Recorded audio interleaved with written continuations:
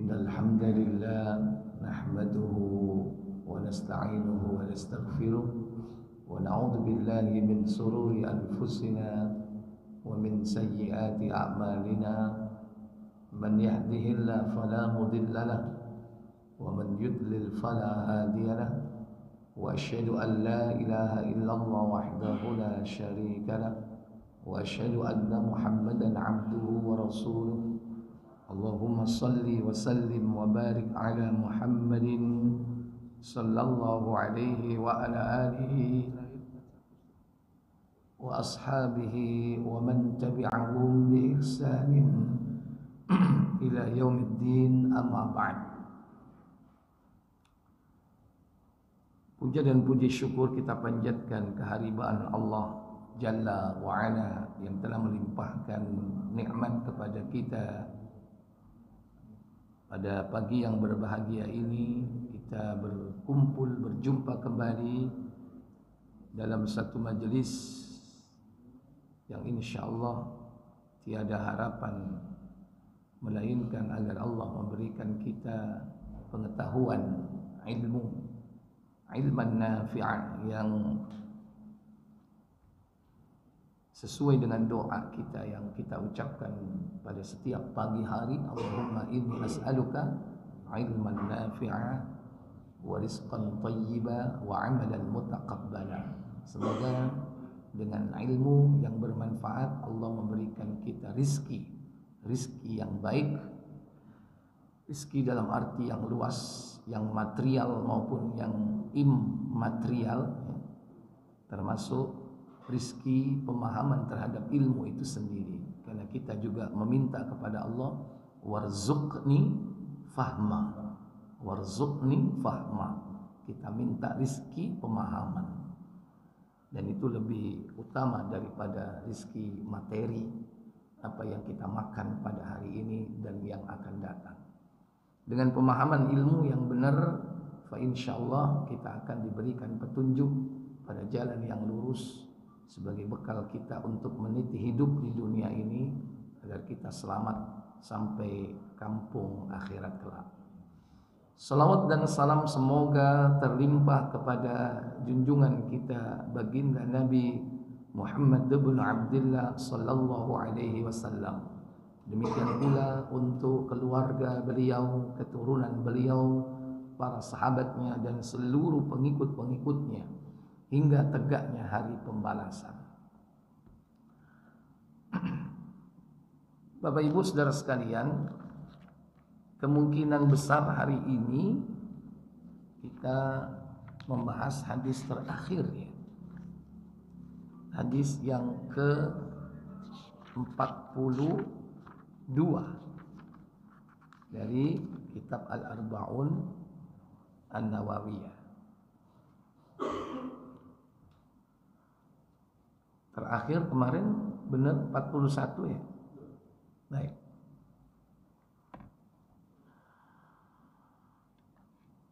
Hadis yang ke-42 ini berkaitan dengan keutamaan istighfar dan keutamaan tauhid. Karena ada korelasi antara ampunan Allah dengan tauhid. Artinya bahwa Allah akan memberikan ampunan kepada hamba-hambanya harus memiliki syarat. Syaratnya adalah tauhid. Karena orang yang menyekutukan Allah, kalau kesyirikan itu sampai dibawa mati, maka Allah tidak akan mengampuninya. Seluruh dosa-dosa yang besar, yang kecil tidak akan diampuni kalau dia mati membawa kesyirikan. Adapun mereka yang bertobat dari segala macam dosa, termasuk syirik itu sendiri, kalau itu dilakukan sebelum kematiannya, jika dia bertaubat dengan benar-benar taubat, yang disebut dengan taubatan nasuha, fa insyaallah semua dosa akan diampuni oleh Allah. Semua. Oleh karena itu, tauhid ini merupakan syarat dasar untuk mendapatkan kebahagiaan.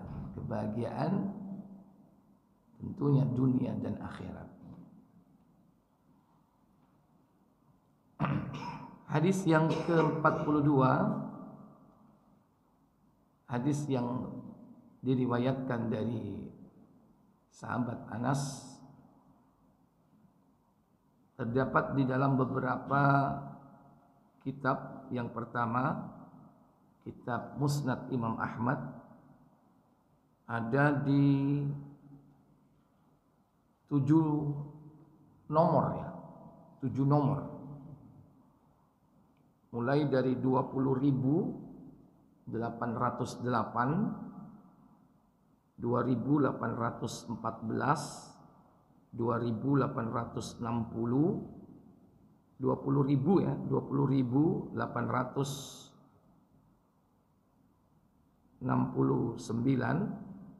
20.961, 20.994, dan 21.055. Kemudian di dalam Sahih Muslim di satu nomor, di nomor 2687. Dalam kitab Sunan, pertama di Sunan At-Tirmidzi di nomor 3540.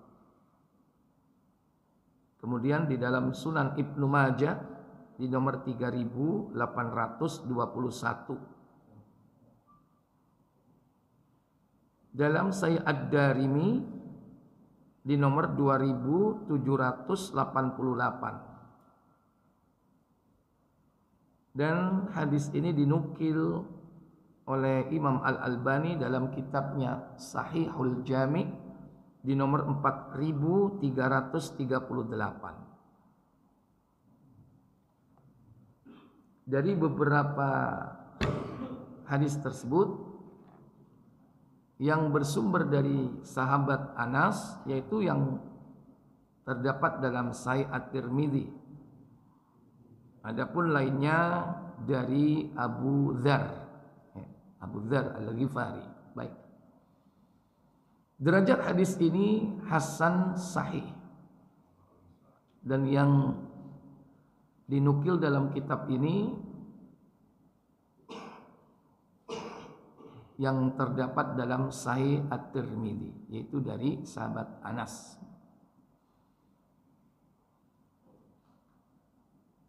Baik, saya bacakan matan hadis. An Anas bin Malik radhiyallahu ta'ala anhu qala. Dari Anas, semoga Allah Jalla wa Ala meridainya, dia berkata, sami'tu Rasulullah sallallahu alaihi wasallam yaqul. Kata Anas, aku mendengar Rasulullah sallallahu alaihi wasallam bersabda. Qala Allah Ta'ala, Allah Tabaraka wa Ta'ala berfirman. Berarti ini tergolong hadis apa, Bapak Ibu? Hadis qudsi. Apa kata Allah? Ya bena Adam, wahai anak Adam, innaka ma da'autani, sesungguhnya engkau berdoa, atau jika berdoa kepadaku kemudian berharap kepadaku, warajautani ghafartu lak, niscaya aku akan mengampunimu, ala ma kana minka, atas apa yang ada padamu berupa kesalahan-kesalahan, dosa, wala ubali, dan aku tidak peduli. Ya bena Adam, wahai manusia, wahai anak Adam, lau balagat dzunubuka ananas sama, sekiranya dosa-dosamu sampai mencapai tingginya langit, thumma istaghfartani ghafartu lak, kemudian engkau meminta ampunan kepadaku, niscaya aku akan mengampuni. Ya bena Adam, wahai anak Adam, innaka law ataitani biqurabil ardi khataya, sesungguhnya jika engkau mendatangiku dengan membawa dosa sepenuh bumi, thumma laqitani, kemudian engkau datang menemui aku. Menemui Allah di sini yakni dalam rangka untuk meminta ampun kepada Allah. Dia datang bertobat kepadanya. La tusyrik bi syai'a, dengan tidak menyekutukan aku dengan sesuatu apapun. Ini sebagai syaratnya. Dia meminta ampun kepada Allah, tapi dia tidak menanggung dosa syirik. La ataituka biqurabika maghfirah, niscaya aku akan mendatangimu dengan membawa ampunan sepenuh itu pula. Sepenuh apa tadi? Sepenuh bumi. Ada 3 unsur di sini. Yang pertama, jika manusia itu datang kepada Allah, berdoa, berharap, ghafartu lak, maka aku akan mengampunimu. Berdoa di sini, berharap di sini adalah berdoa untuk meminta ampun. Berharap di sini adalah berharap kepada Allah Jalla wa'ala. Pertama, berdoa. Berdoa berarti meminta. Secara spesifik, meminta di sini adalah meminta ampun. Tapi secara umum, berdoa, menyeru kepada Allah, memanggil Allah, da'a. Maka wajib bagi setiap manusia itu berdoa kepadanya, karena Allah akan marah justru kalau dia tidak berdoa. Allah marah jika manusia itu tidak meminta, marah. Sebagaimana Nabi bersabda, buka Tirmizi nomor 3373.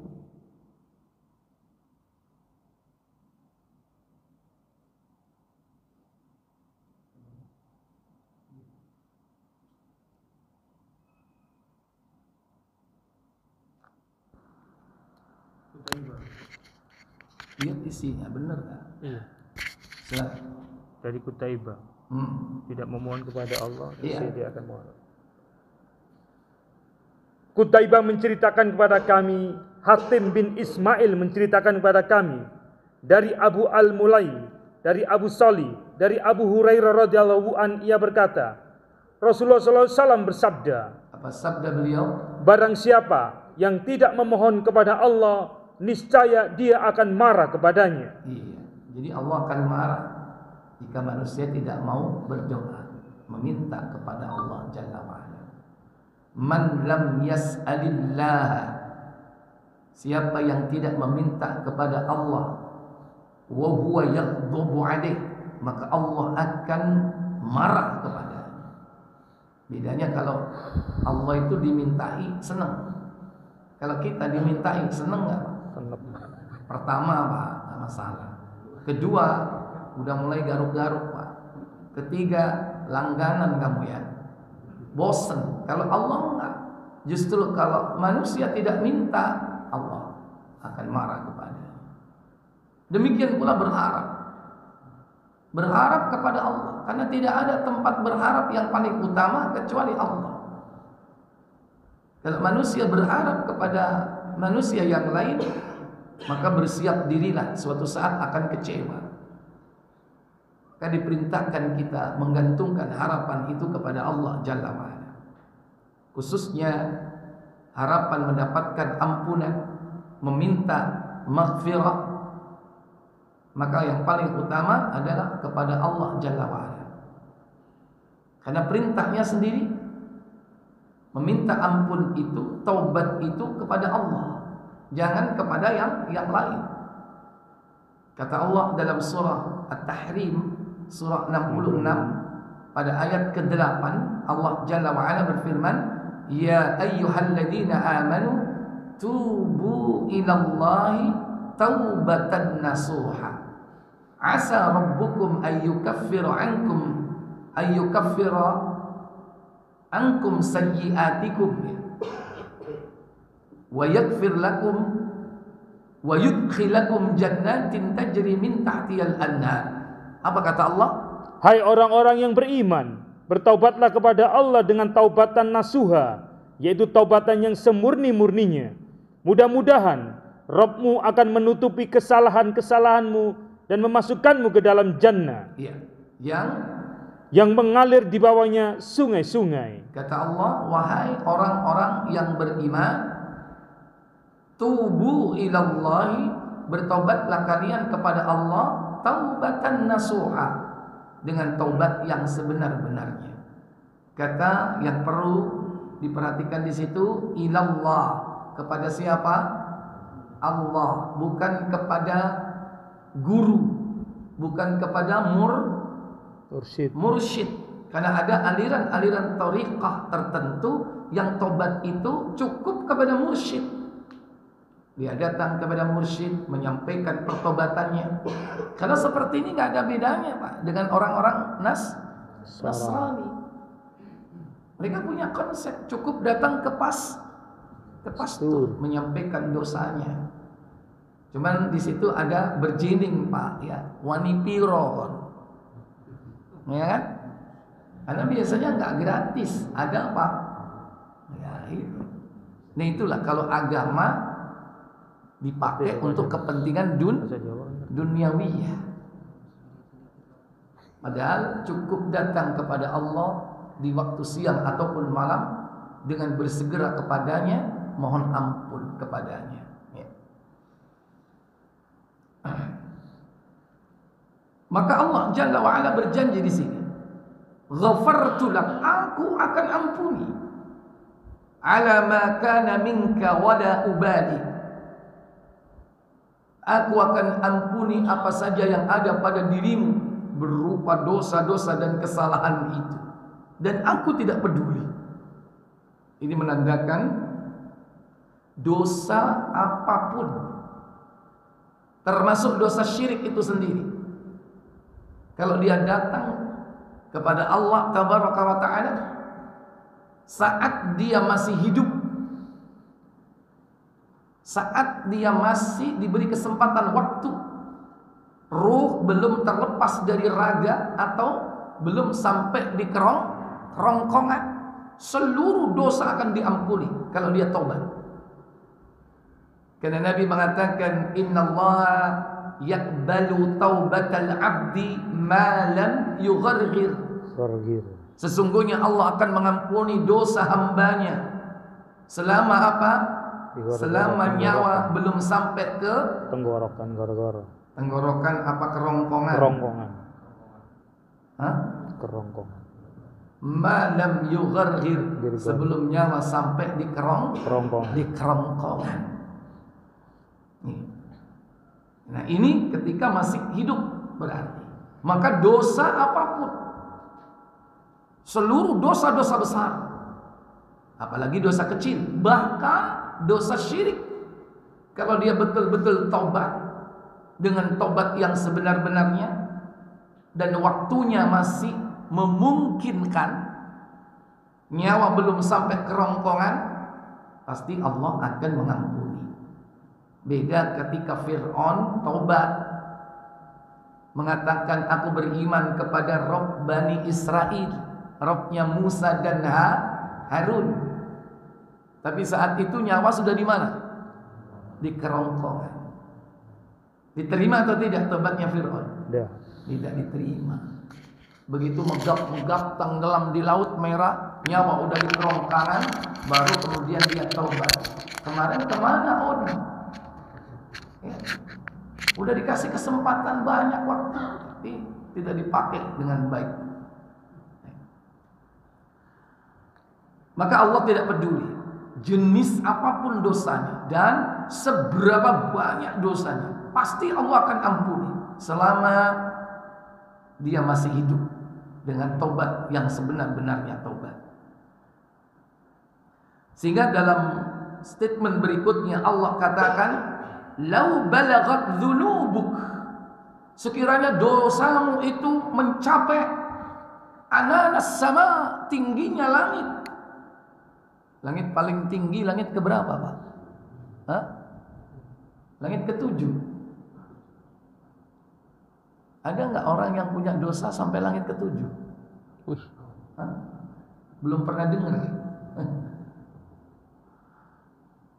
Sekarang langit pertama aja orang nggak tahu jaraknya seberapa. Mungkin barangkali kalimat ananas sama di sini langit yang paling tinggi yang dipahami oleh manusia, orang awam. Karena bisa jadi orang itu nggak tahu kalau langit itu berlapis 7. Tapi melihat langit, tingginya langit seperti itu aja, orang sudah tidak bisa mendeteksi. Karena langit itu ada langit dunia. Langit dunia itu langit yang masih ada benda-benda, masih ada planet, masih ada matahari, bintang, masih ada asteroid, ada komet, ada benda-benda langit, ada meteor. Itu masih langit dunia. Sebagaimana Allah katakan dalam surah Al-Mulk, surah 67 pada ayat yang kelima, insyaallah. وَلَقَدْ زَيَّنَّا السَّمَاءَ الدُّنْيَا بِمَصَابِيحَ وَجَعَلْنَاهَا رُجُومًا لِلشَّيَاطِينِ وَأَعْتَدْنَا لَهُمْ عَذَابَ السَّعِيرِ. Apa kata Allah? Sesungguhnya kami telah menghiasi langit yang dekat dengan bintang-bintang, dan kami jadikan bintang-bintang itu alat-alat pelempar syaitan, dan kami sediakan bagi mereka siksa neraka yang menyala-nyala. Iya. Walaqad, dan sungguh, zayyanna as-samaa ad-dunya, kami telah menghiasi as-samaa ad-dunya, langit dunia. Langit dunia, langit yang dekat dengan bumi. Dengan apa dihiasi? Yaitu bimasabiha.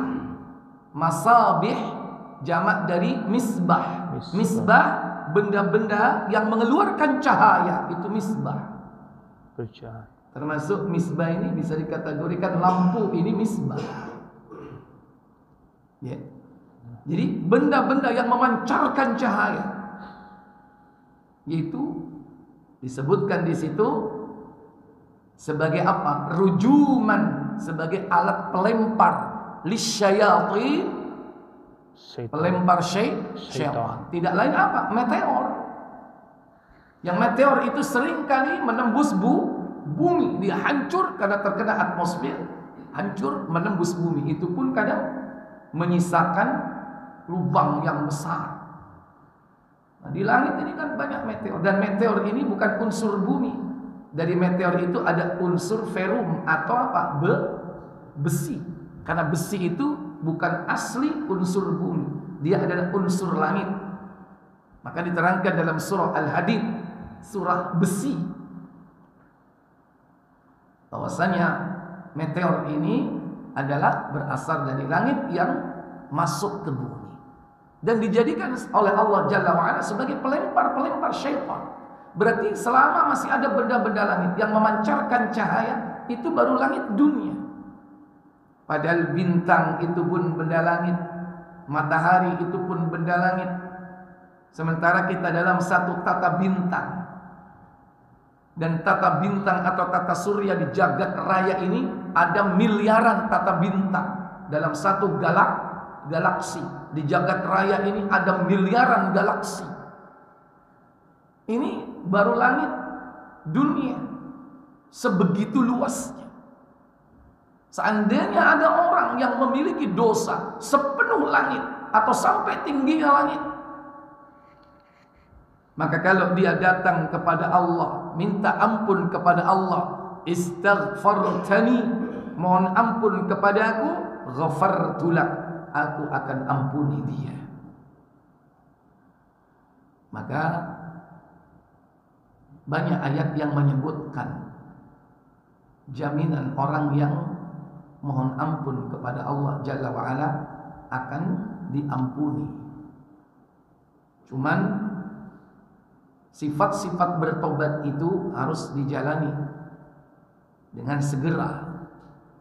Bahkan dianjurkan untuk mengikutinya, mengikuti perbuatan dosa dengan perbuatan baik. Niscaya Allah akan hapus dosa-dosanya. Makanya Nabi berpesan kepada kita agar bertakwa kepada Allah Jalla wa'ala dan mengikuti perbuatan dosa kita itu dengan perbuatan baik. Baca Tirmizi 1987.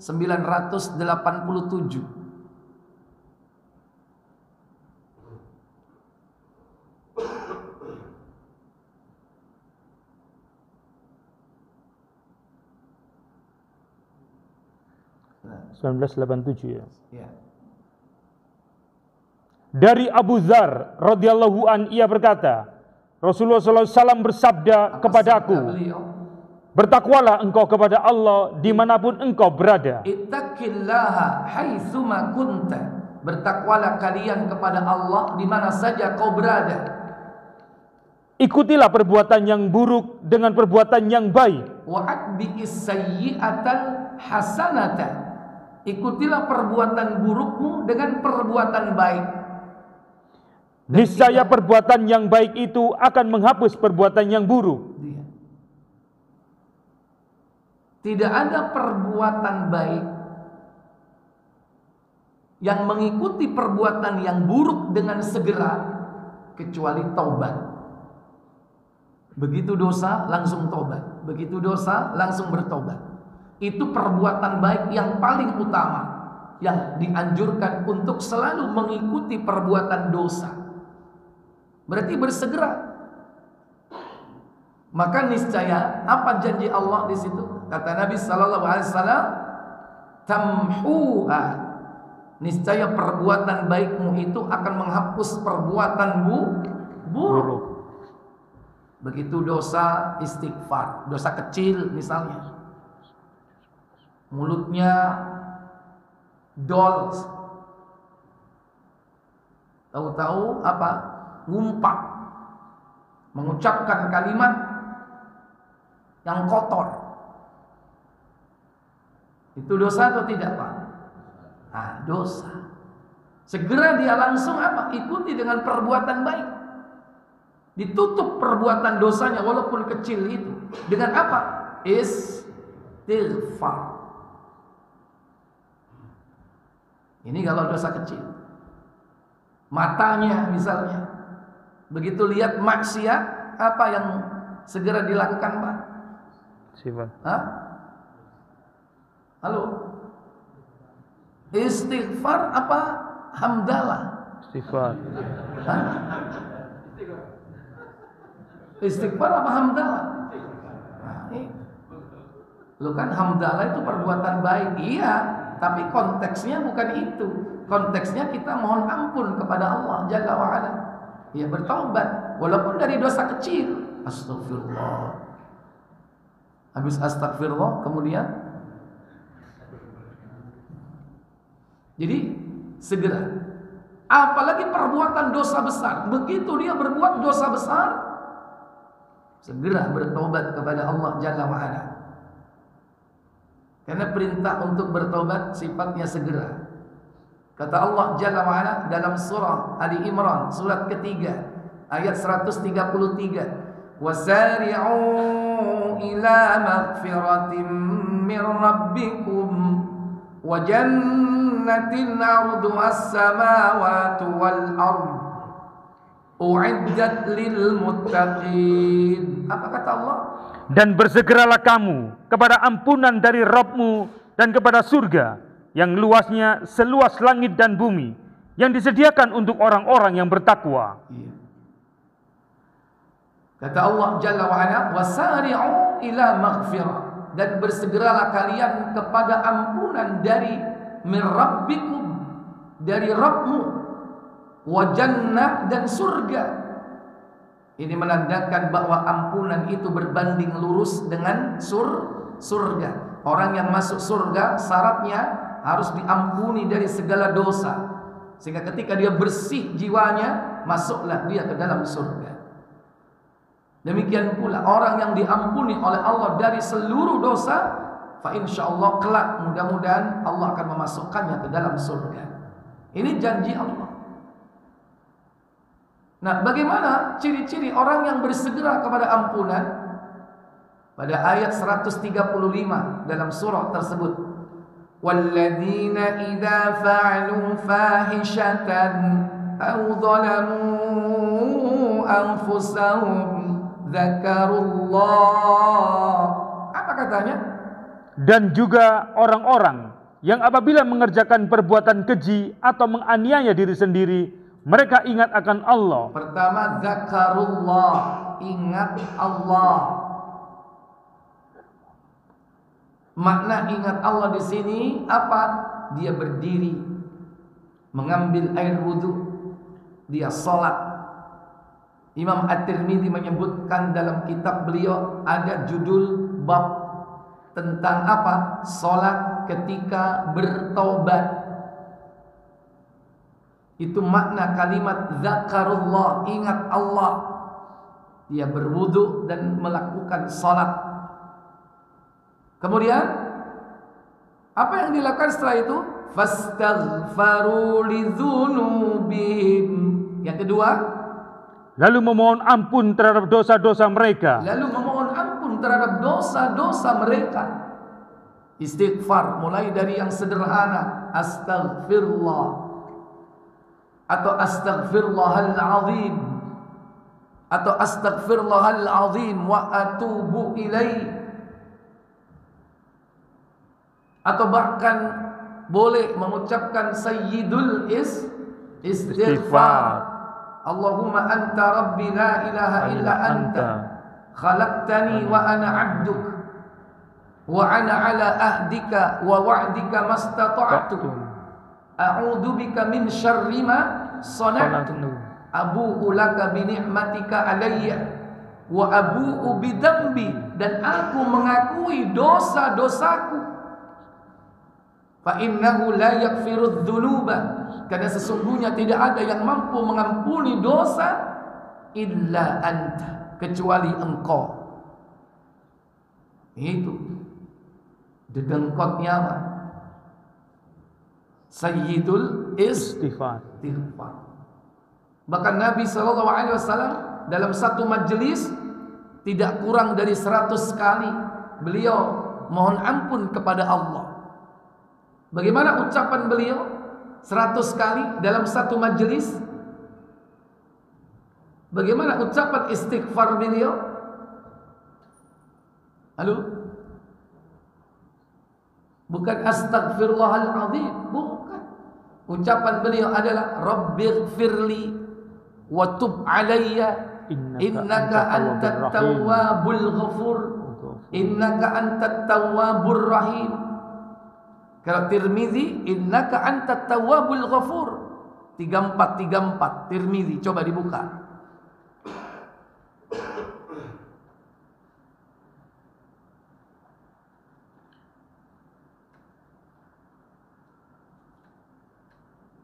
Ya, Ustaz. Silakan. Dari Ibnu Umar radhiyallahu anhuma ia berkata, Rasulullah SAW terhitung membaca doa berikut, yaitu 100 kali sebelum beliau berdiri. Ya Rabb kami, ya Rabbku, ampunilah aku dan terimalah taubatku. Sesungguhnya Engkau Maha penerima taubat lagi Maha pengampun. Iya. Allahumma Rabbighfirli wa tub alayya innaka antat tawwabul ghafur. Engkau sesungguhnya Maha pengampun, Maha penerima taubat lagi Maha pengampun. Kalau di dalam Sahih Abu Dawud kalimat akhirnya innaka antat tawwabur rahim. Buka 1516 kalau nggak salah. Abu Dawud. Abu Dawud.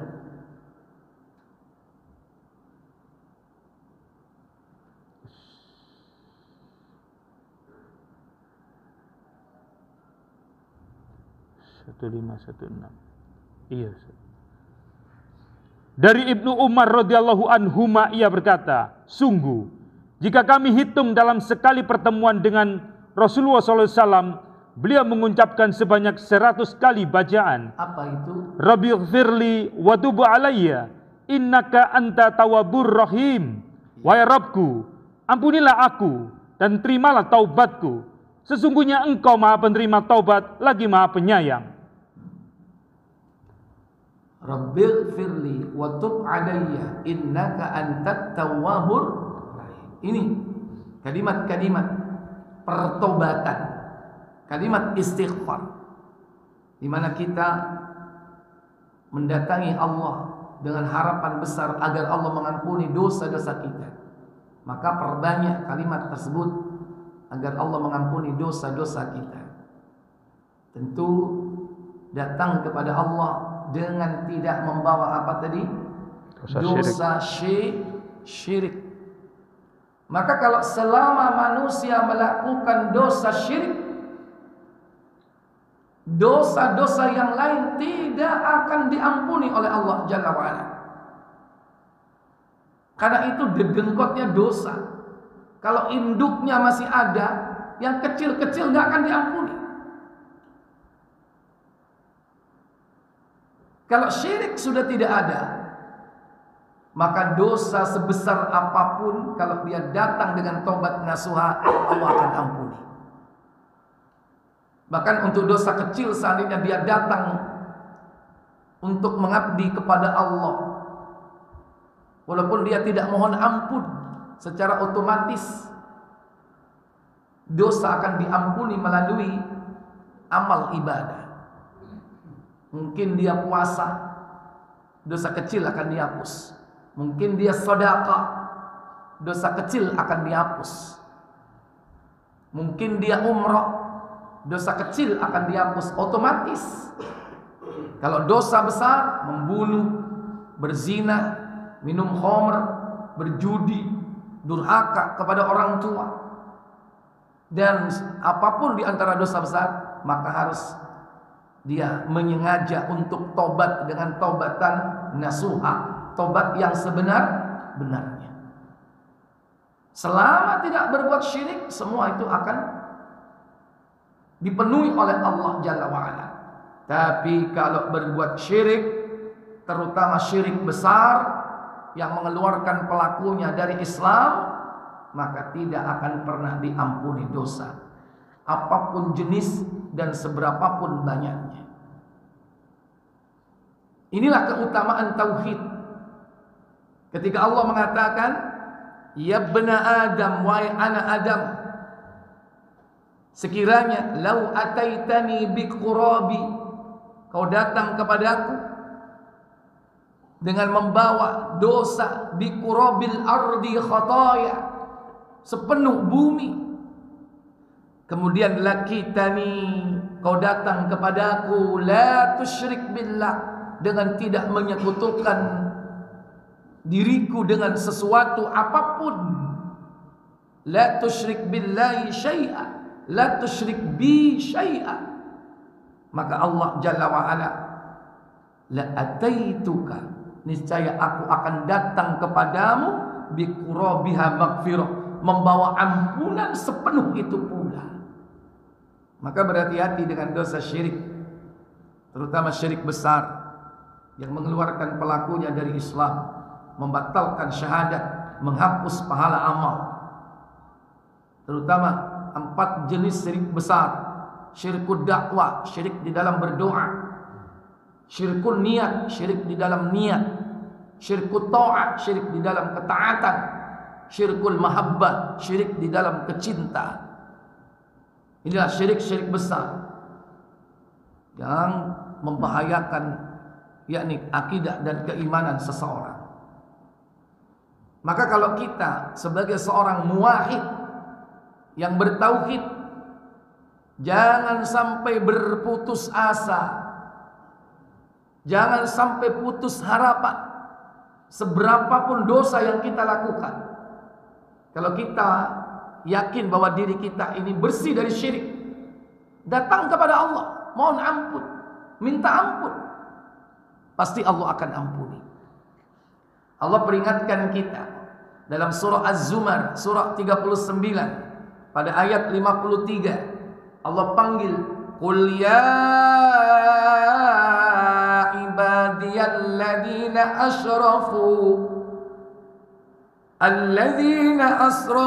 ala anfusihim la taqnatu min rahmatillah innallaha yaghfirudz dzunuba jami'a innahu huwal ghafurur rahim. Apa kata Allah? Ayat berapa itu? Berapa tadi? 53. Qul ya ibadah. Ya. Katakanlah Muhammad, hai hamba-hambaku yang melampaui batas terhadap diri mereka sendiri, janganlah kamu berputus asa dari rahmat Allah. Sesungguhnya Allah mengampuni dosa-dosa semuanya. Sesungguhnya Dialah yang Maha Pengampun lagi Maha Penyayang. Allah katakan, ya ibadiyalladzina asrafu ala anfusihim, wahai hamba-hambaku yang melampaui batas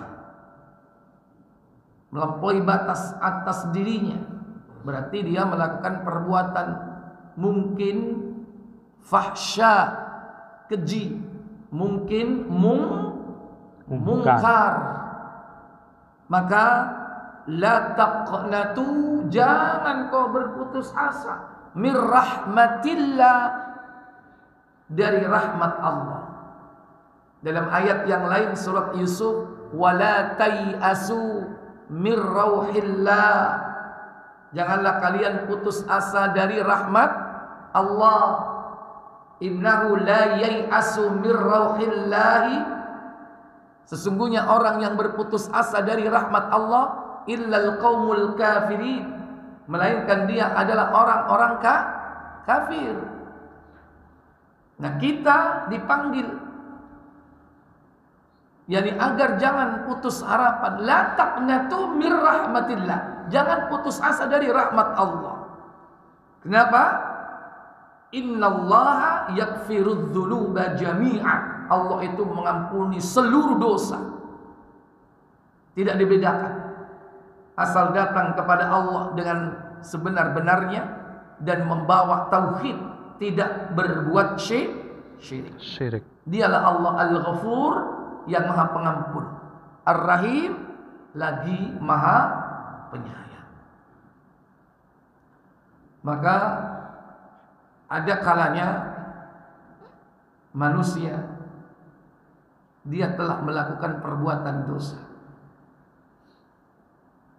hanya karena dia berbuat baik kepada sesama, diampuni dosanya.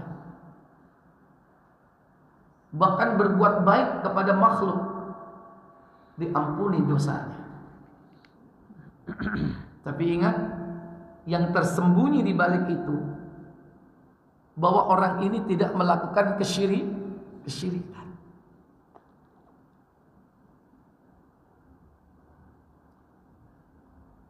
Kalau ada bapak dengar seorang pelacur memberi minum anjing, Allah mengampuni dosanya karena perbuatan baiknya.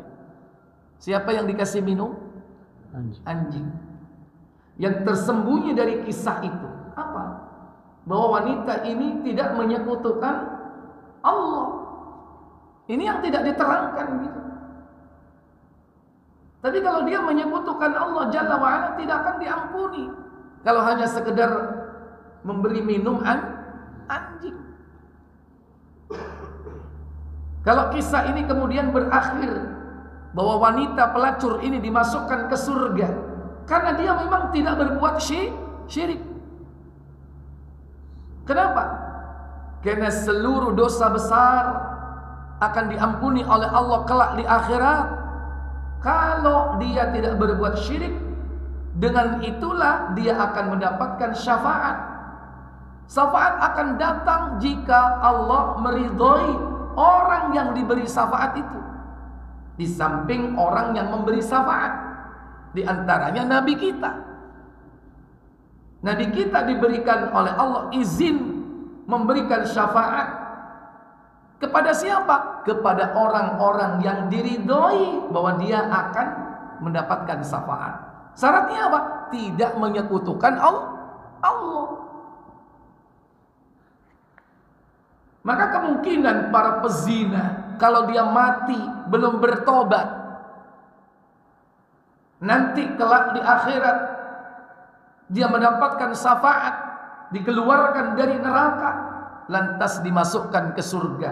Karena itu hasil akhir atau ujung dari kesudahan kehidupan mereka.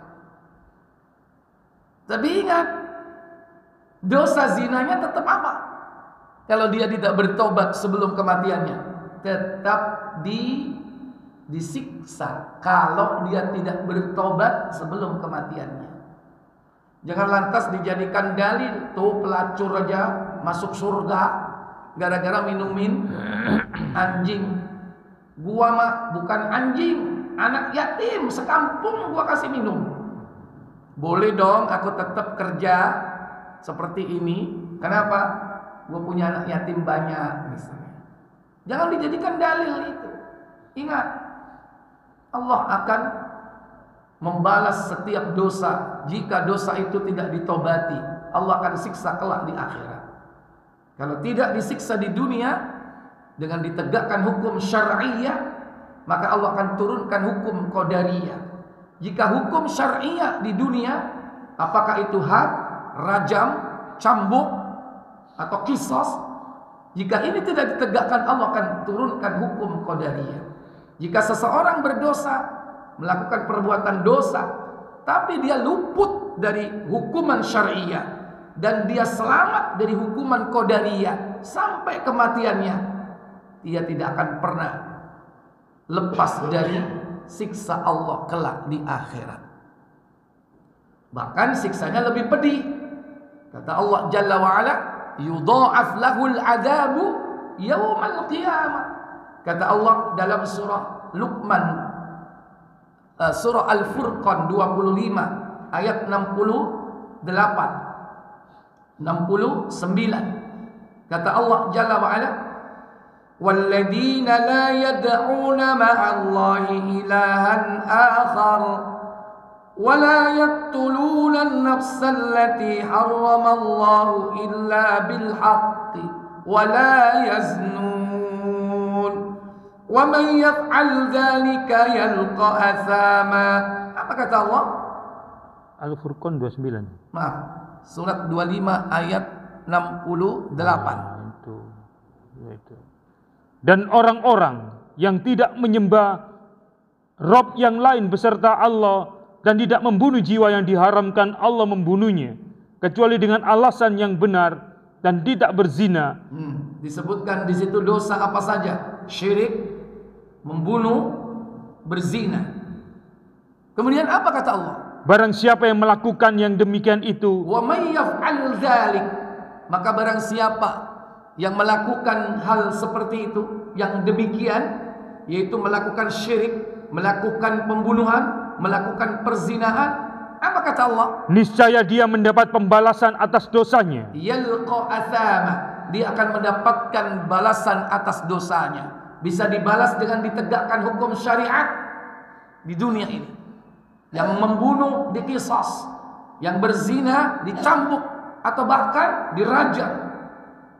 Tapi jika dia luput, lepas dari ditegakkannya syariat di muka bumi ini, dia terbebas dari qisas, dia terbebas dari zina, karena negeri itu tidak menegakkan hukum syariat. Bahkan dia terbebas, luput dari hukum qadariyah berupa ancaman, musibah, bencana yang menimpa umat manusia.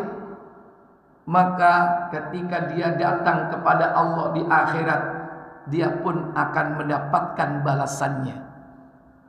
Pada ayat berikutnya, yudha'af lahul adabu yaumal qiyamah wa yakhlud fi muhana. Apa katanya? Yakni akan dilipat gandakan azab untuknya pada hari kiamat, dan dia akan kekal dalam azab itu dalam keadaan terhina. Iya, akan dilipat gandakan siksanya kelak di hari kiamat, dan dia akan kekal di dalam azab itu. Kecuali siapa? Illa man taba, kecuali orang-orang yang bertaubat, wa amana, beriman, wa amila amalan salihah, dan mengerjakan amal saleh. Silakan ayat 70. Kecuali orang-orang yang bertaubat, beriman, dan mengerjakan amal saleh, wa amila amalan salihah, dan dia mengerjakan amal saleh. Apa kata Allah? Maka itu kejahatan mereka diganti Allah dengan kebajikan. Ulaika yubaddilullahu sayyi'atihim hasanah.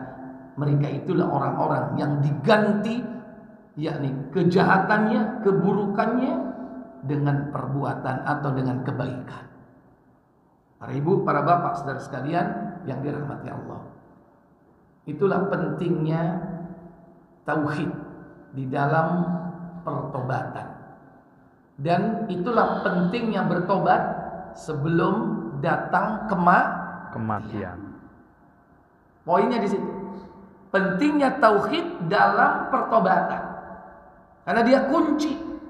Kalau Syekh Utsaimin mengatakan, yakni syartiyah, syarat untuk diterimanya tobat, diterimanya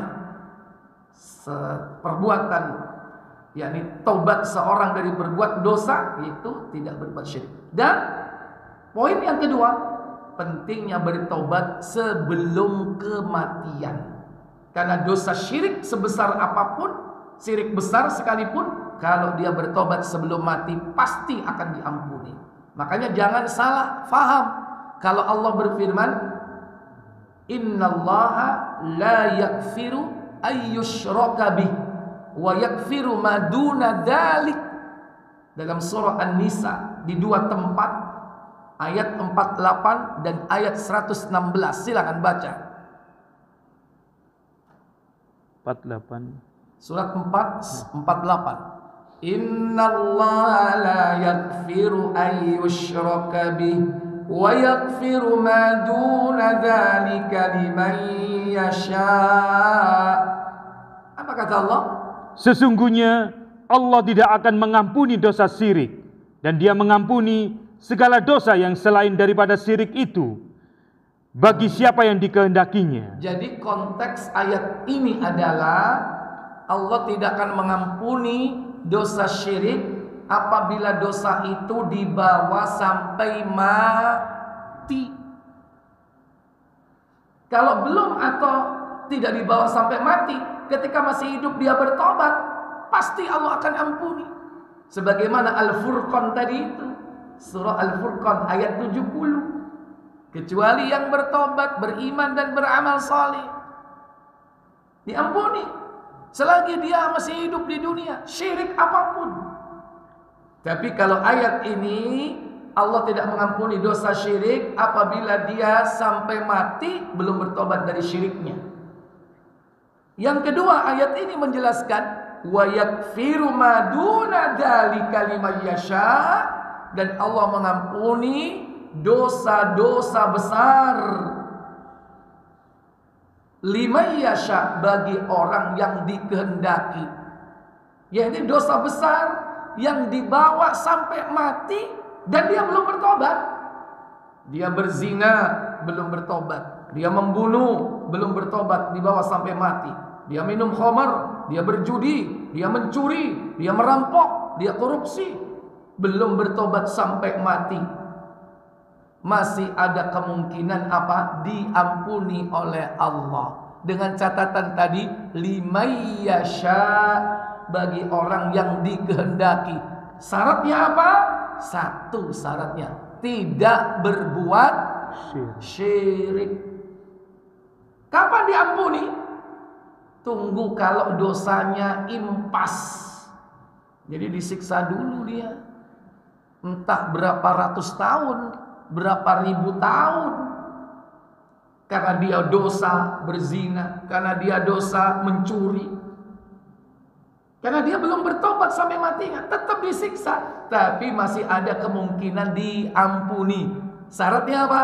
Tidak berbuat syirik. Nanti ada syafaat, syafaatul uzma. Dia akan diangkat dari neraka itu kalau sudah impas dengan dosa dan siksanya. Balance. Baru dia dikeluarkan, kemudian dia masuk surga. Ketika dia datang ke surga, mereka dipanggil oleh penduduk surga jahannamiyun, mantan narapidana jahannam. Siapa nama panggilannya? Jahannamiyun. Ya. Kira-kira lumayan nggak masuk surga seperti itu, Pak? Lumayan nggak? Bilang lumayan gitu, Pak. Mampir dulu nanti. Baik, para bapak ibu saudara sekalian, hadis ini adalah hadis yang terakhir dalam kitab Al-Arba'un An-Nawawiyah. Kemudian nanti dilengkapi berapa? 8 hadis yang ditulis oleh Imam Ibn Rajab Al-Hambali. Jadi totalnya menjadi 50. 42 tambah 8. 8 hadis berikutnya yaitu dari Imam Ibn Rajab. Insyaallah akan kita lanjutkan pada pertemuan yang akan datang. Berarti bukan Arba'un An-Nawawi, tapi apa? Yakni As-Samaniyah min Ibn Rajab. 8 dari Imam Ibn Rajab. Wallahu a'lam. Mungkin ini yang bisa saya sampaikan pada pertemuan kali ini. Semoga manfaat apa yang kita bahas dan kita kaji. Silakan kalau ada pertanyaan, sebagaimana biasa sebelum saya tutup, saya beri kesempatan kepada Bapak untuk tanya jawab. Silakan.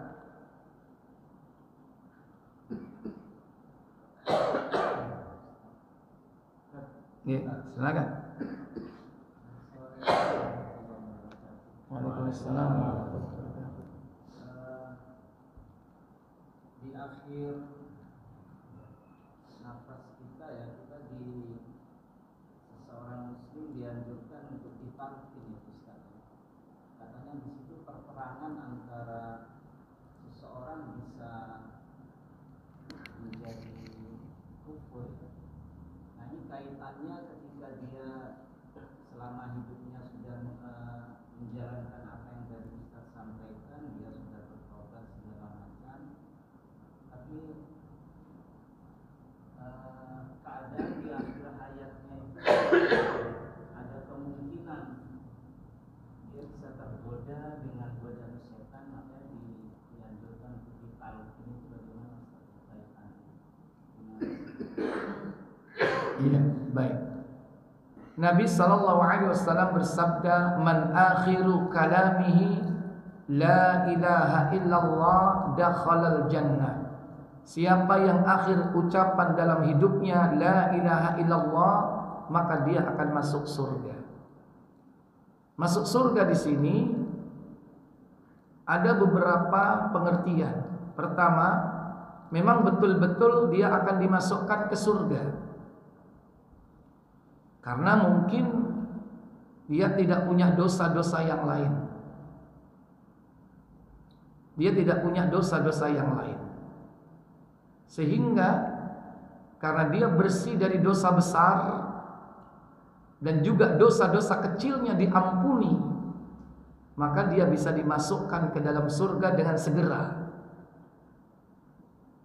Baik ketika dia berada di alam barzakh, ruhnya terlebih dahulu dimasukkan ke dalam surga, sebelum nanti dia akan masuk surga bersama jasadnya setelah dibangkitkan dari kuburnya melalui proses yaumul mahsyar, yaumul hisab, yaumul mizan, yaumul haud, yaumul sirat, yaumul jaza.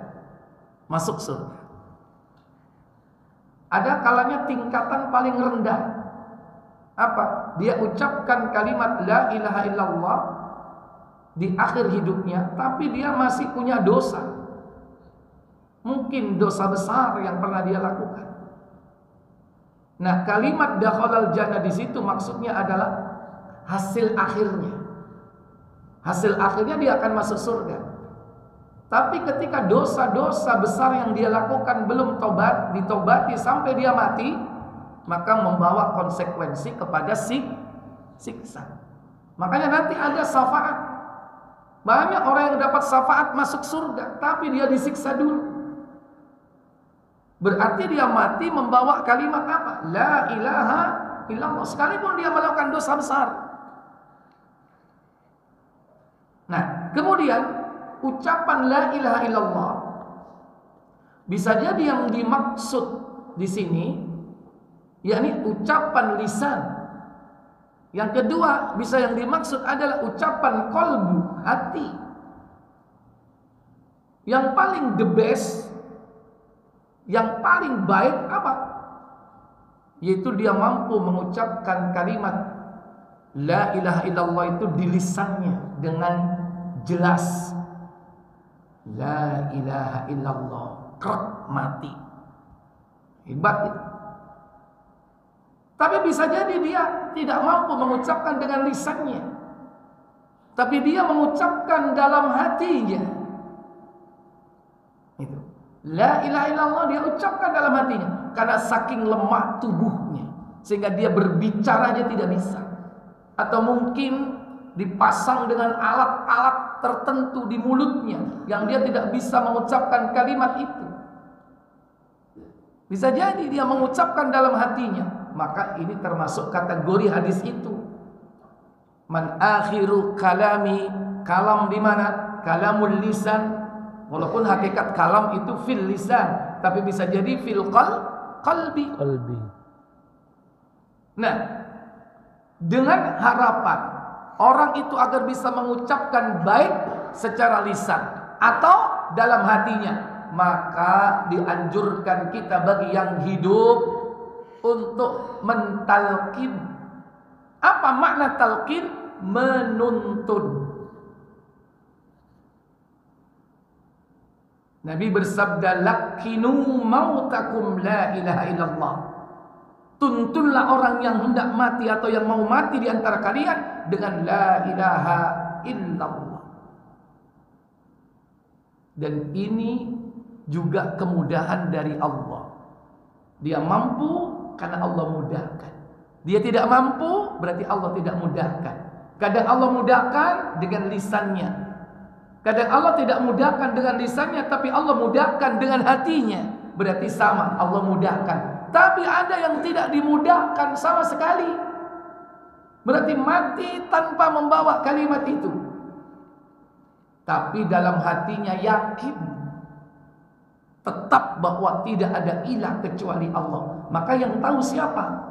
Kriteria ini, grade tingkatan ini yang tahu siapa? Allah. Nah, kita yang hidup dianjurkan menjalankan syariat. Syariat apa? Tuntunan sunnah untuk menuntun orang yang mau mati. Kalau Nabi memerintahkan la ilaha illallah, ya sudah la ilaha illallah. Jangan pakai logika. Ustaz, kepanjangan la ilaha illallah. Gimana kalau Allah? Itu logika kamu. Ingat, semua itu kemudahan dari Allah. Jangan pakai logika. Gimana Ustadz nanti kalau seandainya la ilaha krat? Berarti artinya apa? Tidak ada ilah. Itu menurut logika manusia. Bisa jadi itu terjadi, itu menurut penglihatan kamu, itu menurut pendengaran kamu. Bisa jadi ketika dia ucapkan la ilaha illallahnya dalam hati. Karena keburu lepas illallah, ya kita nggak tahu. Maka apa yang diperintahkan Allah yaitu jangan ditambah, jangan dikurang. La ilaha illallah wahdahu la syarikalah lahul mulku. Bingung itu yang mau mati, kepanjangan. Jangan pakai logika juga, apa dikurangi. Takut nanti di tengah perjalanan putus. Itu kekhawatiran yang tidak ada alasan. Orang mukmin itu kalau diperintah ya sudah sami'na wa ata'na, jangan ditambah, jangan dikurang, jangan pakai akal itu. Nah, kalau ditanya bahwa saat itulah perhelatan besar, perhelatan terakhir antara keimanan seseorang dengan syaitan yang hendak mengeluarkan keimanan dalam hati mereka, itu memang terjadi. Karena setan itu tidak akan pernah berhenti menggoda manusia sampai titik apa? Titik darah, nggak ada darah di sini. Titik terakhir hidupnya, sampai terakhir. Kalau sudah mati, udah ditinggalin itu sama setan. Ngapain? Ya? Kalau nggak berhasil, setannya nangis itu. Kecewa dia.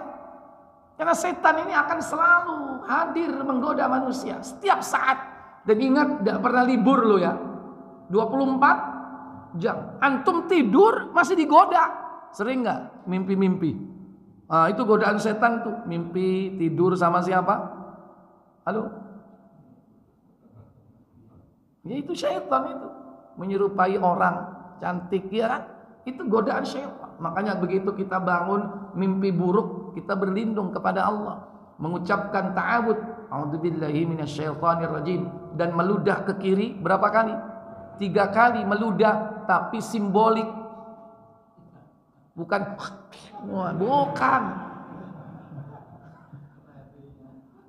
Jadi syaitan tidak akan pernah berhenti sampai terakhir. Cuman saya nggak bisa nerangkan lebih jauh karena belum pengalaman. Kalau saya sudah merasakan, pasti nggak akan bisa menceritakan. Ya nggak bisa balik. Cuman dalam beberapa kitab para ulama, begitulah syaitan tidak akan pernah putus berhenti menggoda manusia sampai akhir hidupnya. Dengan segala macam cara. Bisa jadi orang di sekitarnya tidak melihat, tapi orang yang mau mati melihat. Wallahu a'lam. Terakhir Pak, satu lagi tadi. Oh ya, silakan. Waalaikumsalam.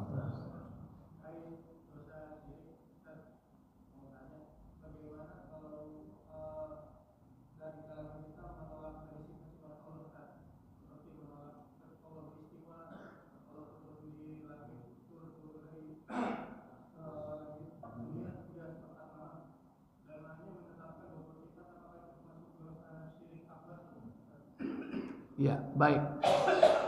Jadi ada tauhid rububiyah, ada tauhid uluhiyah, ada tauhid asma dan sifat. Yang ditanyakan tadi itu masuk kategori pembahasan tauhid asma dan sifat, yaitu orang-orang yang menolak nama-nama Allah dan sifat-sifat Allah, terutama sifat-sifat Allah. Ya. Yang pertama, tauhid rububiyah. Tauhid rububiyah itu meyakini bahwa Allah adalah pencipta, pemberi rizki, yang mengatur segala sesuatu. Seperti jagat raya ini, kehidupan umat manusia itu diatur oleh Allah. Dan jarang orang yang cacat tauhid rububiyah.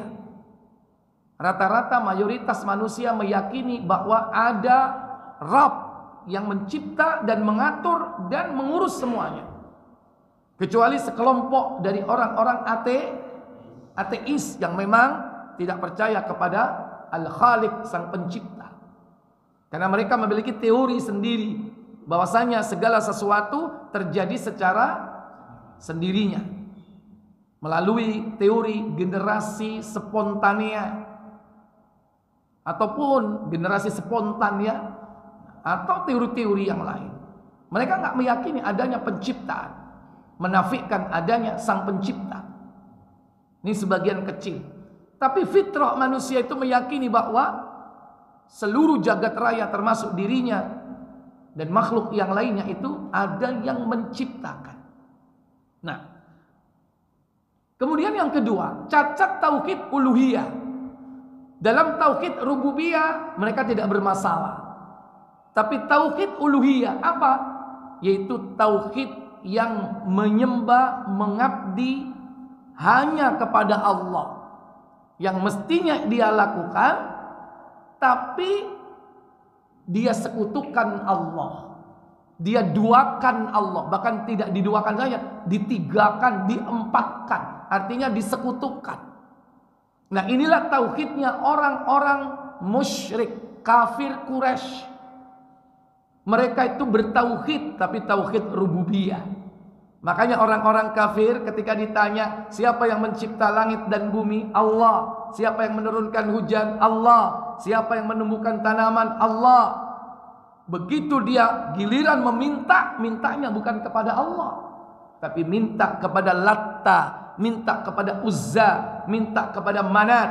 Ini tauhid yang cacat dalam masalah tauhid uluhiyah. Nah, ada kalanya tauhid rububiyah udah benar, tauhid uluhiyah juga benar.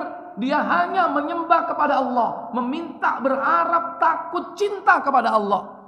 Tapi ada kalanya cacat dalam tauhid asma dan sifat. Inilah kelompok-kelompok sesat yang termasuk ahlul bid'ah. Yang ahlul bid'ah ini bertingkat-tingkat sesuai dengan tingkatan bid'ahnya. Dia bisa masuk kepada kekufuran, dia bisa masuk kepada perkara yang haram atau yang lainnya. Nah, 1, 2, 3. Jika semua ini lulus, tidak cacat, maka dia termasuk muwahhid, orang yang bertauhid dengan benar. Tapi kalau salah satu cacat, kalau dia cacat tauhid rububiyah, dia ateis. Kalau dia cacat tauhid uluhiyah, dia musyrik, karena dia berbuat syirik. Kalau dia cacat tauhid uluhiyahnya, dia bisa masuk kategori kufur. Tapi kufur dibagi menjadi 2, kufur besar dan kufur kecil. Kufur yang mengeluarkan pelakunya dari Islam, tapi juga ada kufur yang tidak mengeluarkan pelakunya dari Islam, tapi tetap al-kabair, dia tergolong dosa besar. Terutama itu tadi, menolak sifat-sifat Allah. Karena tujuan mereka, maksud mereka baik, supaya apa? Allah tidak terhina dengan sifat-sifat itu. Masa Allah sama dengan makhluk? Masa Allah jalan? Masa Allah tertawa?